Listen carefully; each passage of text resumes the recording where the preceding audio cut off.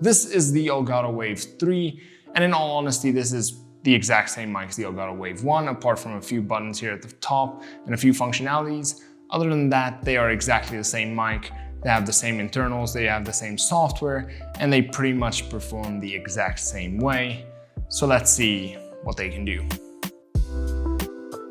So for starters, let's see what you get in the box. So what you get in the box is a little pamphlet. You get your USB Type-C cable, which is 2.5 meters long, a boom arm adapter if you want to use it on a mic arm instead of on the desk mount, and then the mic and also the desk mount itself. Now, if you wanted a shock mount or a pop filter with this mic, Elgato actually does make a dedicated pop filter and shock mount for both the Wave 1 and the Wave 3. So if you're looking for any of those, just bear that in mind that they do actually make them for these specifically, which is pretty cool because then you know they work exactly the way they should and they also fit exactly the way they should.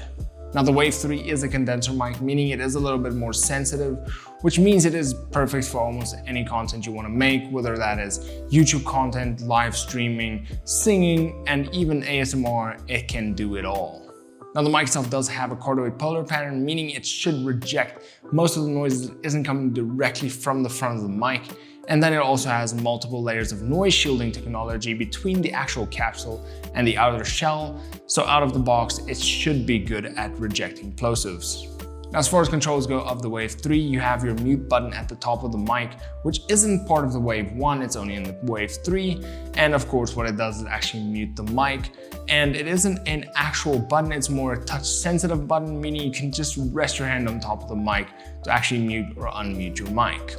Now, on the front of the mic, you have your control knob, which you can use to actually control your mic gain, your headphone monitoring, and your mic PC mix. And you can toggle between all of those by actually pressing the knob in to switch between those. Now, on the Wave 1, you don't actually have all three of those features. You just have your headphone monitoring, so you can control the actual volume of your headphone monitoring by actually turning the knob, and then you can press the actual button to mute your mic.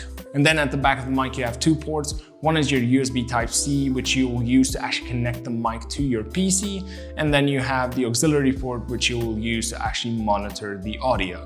But all of this is just the tip of the iceberg. And the main reason why you'll actually buy one of these mics is not because of the mic itself, but rather because of the software that goes with it. Now, the WaveLink software really takes this from being a good quality USB mic to being an excellent audio interface as well. Let me explain.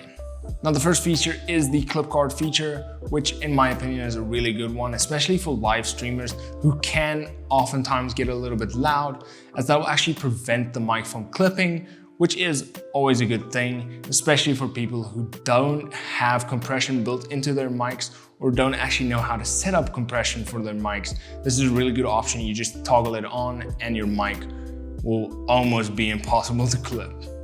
And then you also have the ability to actually have 9 different audio channels, which you can use for many different features. You can split all of your audio sources the way that you want. You can have one for your mic, you can have one for your gain, you can have one for different browser sources, you can have one for your music, and all of those can be controlled independently, not only for yourself, but also for your audience. Now, what I mean by this is, let's say for instance, you want your teammates to be really loud in your ear because you want to be able to actually hear callouts, but you don't want your stream to hear your teammates as loudly as you, then you can actually turn them down for your stream and have them be softer on stream, but still loud in your ears. And let's say for instance, you don't want to actually hear music as loud, you can actually turn down music in your ears and have it be louder for stream. All of these sources can be controlled independently, and you can also lock the ratio, meaning that if you turn it off for yourself or for the audience, it will actually maintain the same ratio, meaning it will always be perfect no matter what. And then recently, Elgato also added the ability to add VSTs to your audio channels. And what's really cool is they've allowed you to actually add VSTs on any of the channels that you have, meaning you don't have VSTs just for the mic, but you can actually use VSTs like compression and EQ on any source that you have. Now, why this is pretty cool is it means you can actually have compression on your game audio, your music, as well as your Discord teammates, so that if they get loud, in your stream, you can actually have them be compressed, meaning that if they get too loud, it'll actually compress it down a little bit, or if they're too soft, it'll actually boost them up a little bit. So your stream always has a more consistent sound. Same way with your games as well. If you're in a scene where there's an explosion all of a sudden, it won't actually blow out the ears of your viewers, and it will actually maintain a more steady audio. So that makes it really cool if you want to add VSTs to any of your sound sources. And this is also something that's not really apparent in any other audio interface out there. Now, all of the tech stuff aside, how does the mic actually sound? Because if the mic doesn't actually sound good, why would you actually go out and buy this mic? Because the software alone won't be enough. And this is the audio quality of the Elgato Wave 3. This is without any plugins or any VSTs, and this is kind of how it sounds straight out of the box without anything added to it. Now, the mic itself is about a hand's length away from my face, and I would definitely recommend getting any mic as close as possible to your face for the best results. So get yourself a boom arm and turn down the mic gain. Now, this mic does have multiple layers of noise reducing materials, so it should be good at rejecting plosives. So let's test it out. Peter Piper picked a peck of pickled peppers. A peck of pickled peppers Peter Piper picked. If Peter Piper picked a peck of pickled peppers, where's the peck of pickled peppers Peter Piper picked? And lastly, if you want to add VSTs, remember to make it subtle and do not overdo it, since that can ruin your audio. But this is how the mic can sound with some VSTs on top. And then for all of you guys out there who's looking for the WaveLink software for all of the capability that it can do, but you don't actually want to go out and buy a USB mic, you can actually go out and buy the Elgato WaveXLR, which allows you to use the WaveLink software with any XLR mic that you want. So that means you can literally go out and buy your favorite XLR mic, connect it to the WaveXLR, and still have all the capabilities that WaveLink has to offer. So for me, no matter who you are or what you're looking for, the Wave 3 is an excellent mic.